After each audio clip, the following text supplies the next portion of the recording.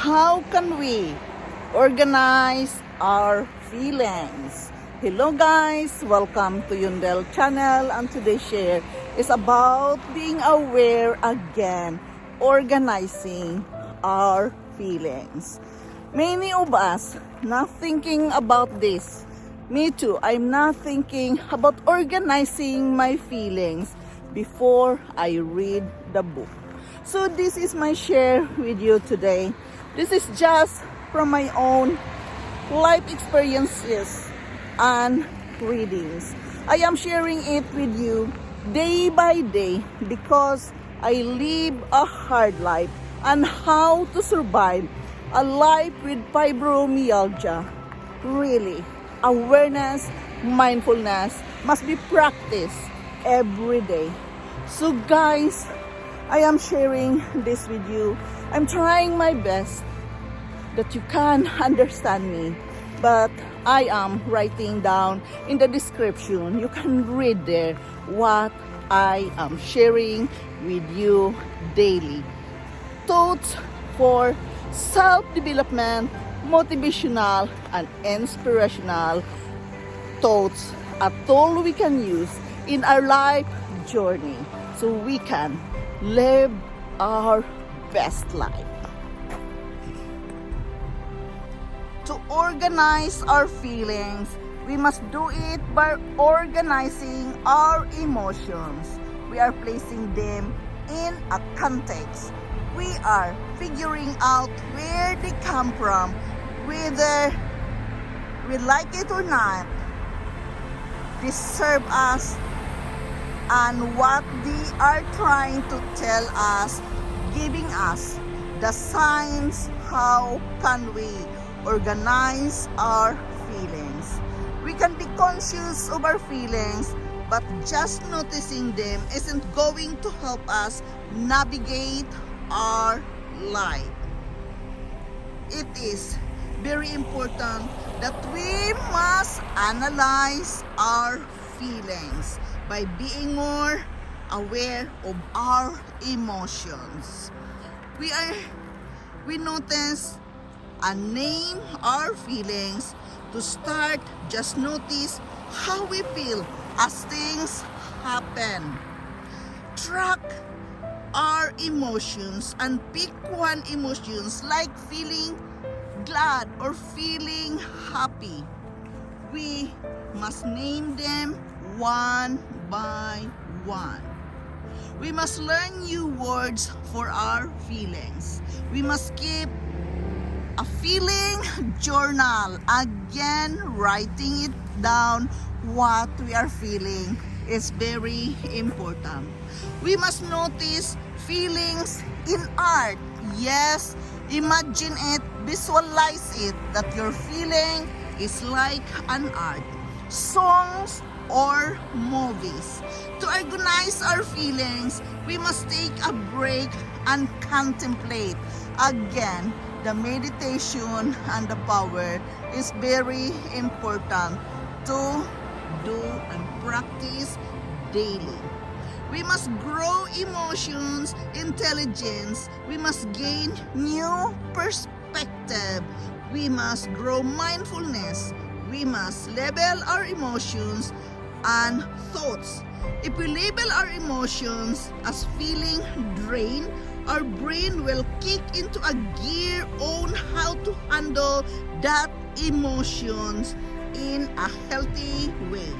It is very important that we write it down, for the most fundamental principle of the organized mind is to shift the burden of organizing our brain to the external world.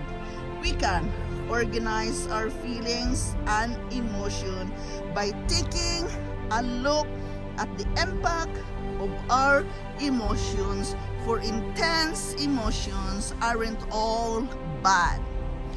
We must aim for regulation, not repression. We must learn to identify what we are feeling and take a deep breathe. We must know when to express ourselves And most of all, try to relax and give ourselves some space. If we are struggling to name our feelings, start with I use feeling chart. You can write it down in a chart and find the right words for your feelings. It's impossible to identify how we really are without writing our emotions. Therefore, write it down, your feelings and emotions. It is easier for us to name our emotions when we can write it down. Guys, my point is to organize our feelings. We must learn how to accept our emotions, and all of them. We must accept it and we must embrace it. We must be specific with our word choice in naming our feelings. Again, all these things we are working on, it needs full attention from our mindset, full attention what we are going to do today, what we are going to move in order to take action, naming our feelings one by one. And it will start by writing it down, what you feel today. What is your feeling? What things makes you worry? It is very important to write it down, acknowledge it, and name your feelings one by one. Guys, I am sharing this with you because if you want to live your best life, it is a must that we are going to work with ourselves. Yes, everyone have something to struggle in this life. We must all face them, whether we like it or not. So guys, I am sharing this with you. Even though it's hard, it's impossible to organize our feelings. Yes, very impossible. But with mindset work, everything can be done. In my case, guys, how to organize our feelings. As you all know, I write it down from early in the morning, what I am feeling, what part in my body is aching. I have to write it down.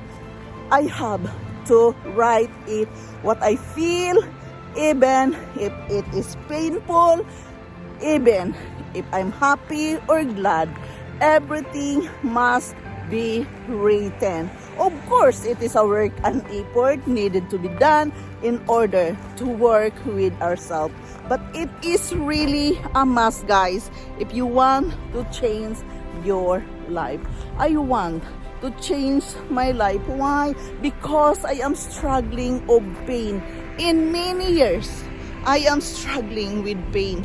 Therefore, I survived the chronic pain of fibromyalgia by being awareness all the time. It is really a work. It needs so much energy to organize my feelings, to organize what I feel, just to avoid depression. When you are suffering like me, the chronic pain, really, you need to work out hard with yourself. Be mindful enough what I am going to do today. How can I move today to the next assignment? Because my body is aching. So I must work hard. I must write it down. Therefore, mindfulness, awareness is a must to be practiced every day, really, in order to live our best life. It's not really a best life when you are suffering a chronic pain like me, but I did survive despite of the pain, despite of the difficulties, because of my mindset work. So therefore, I am sharing it with you day by day in hope that someone out there needed to hear this message. You can heal yourself by helping yourself through your thoughts and feelings. Therefore, organizing our feelings, it is a must sometimes needed to be done to ourselves. So hello guys, this is Yundel. Thank you so much for listening. Thank you so much for dropping here in my channel. Today I am forever grateful to each and every one of you. Thank you so much guys. I love you all and bye-bye.